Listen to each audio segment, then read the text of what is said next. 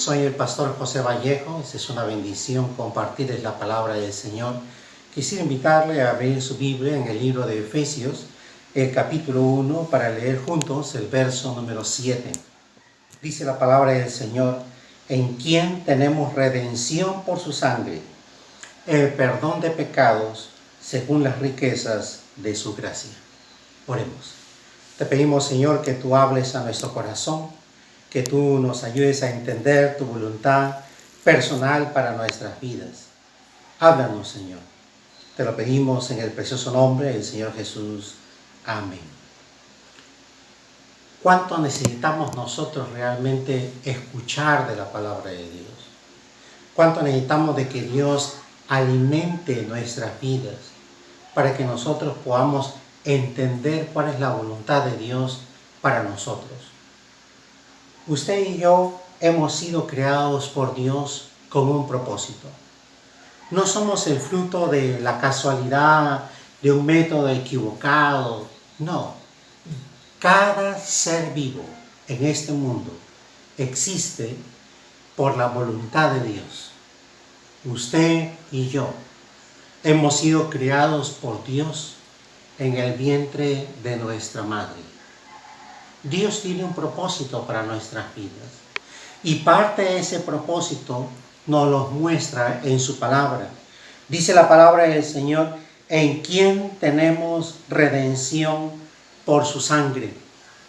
Esta palabra redención es una palabra sumamente interesante en la Biblia.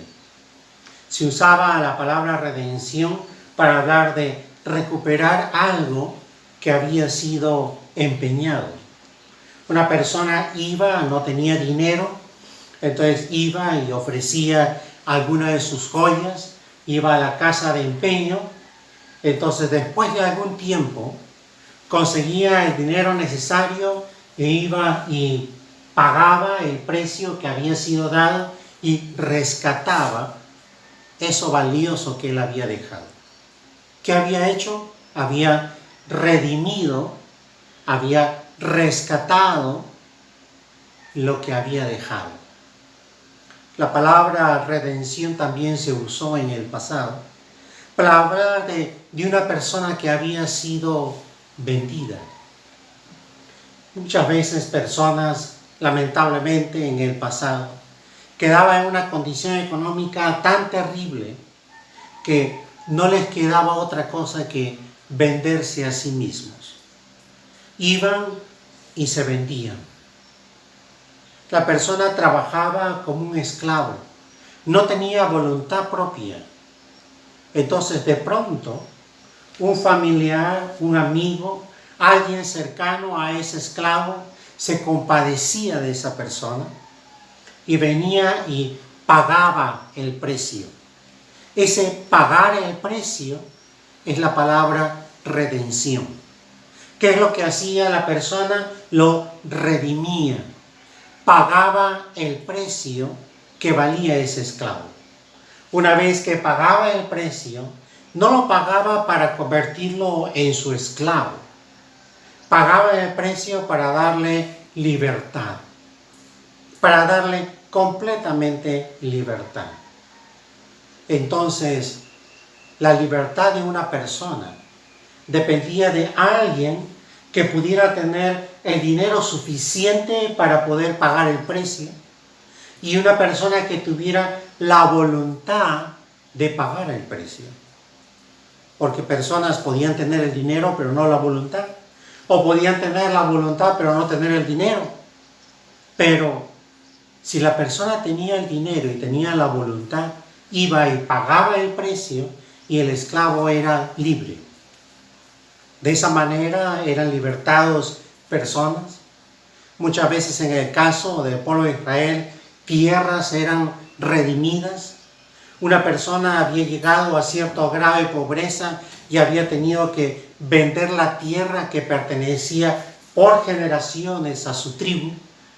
Y de pronto venía un familiar, venía alguien que era de la misma tribu y decía: yo voy a pagar el precio. Yo no voy a permitir que ese terreno pase a una propiedad que no sea de nuestra familia. Entonces, ¿qué hacía? Redimía el terreno. Dios ha hecho lo mismo con nosotros. Dice la palabra del Señor, en quien tenemos redención por su sangre. Y es que es la sangre de Cristo.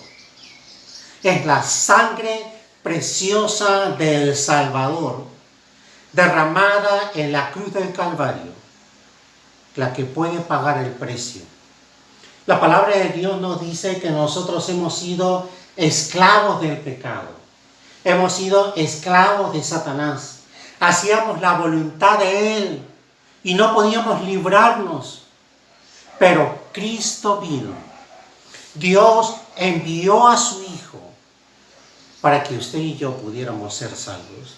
Para que usted y yo pudiéramos ser liberados completamente de la esclavitud de nuestro pecado. Como esclavos del pecado, no podíamos hacer ni nuestra propia voluntad. Hacíamos la voluntad del enemigo de Dios, del diablo. Por eso el Señor Jesús decía, vosotros sois de vuestro padre el diablo, y los deseos de vuestro padre queréis hacer. Él ha sido mentiroso desde el principio porque es padre de mentira. Dios no quiere eso. Usted está queriendo librarse de la mentira y no puede. ¿Por qué? Usted es esclavo de la mentira. El único que puede librarnos a nosotros de nuestros pecados es Cristo.